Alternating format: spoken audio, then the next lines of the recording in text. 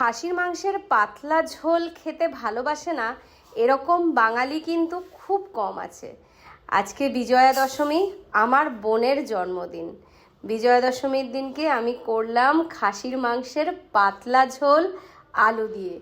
তোমাদের সকলকে জানাই বিজয়া দশমীর আন্তরিক প্রীতি, শুভেচ্ছা, ভালোবাসা। মায়ের কাছে প্রার্থনা করি জগতের মঙ্গল করুক, মা সকলকে ভালো রাখুক।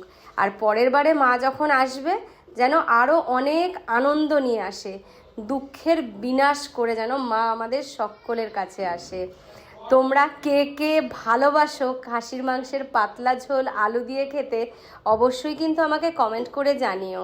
আর যদি আমার এই চ্যানেলটা তোমাদের ভালো লেগে থাকে তাহলে কিন্তু সাবস্ক্রাইব করতে ভুলবে না, আর লাইক কমেন্ট শেয়ার করে দিও ভিডিওটা যদি আমার ভালো লেগে থাকে।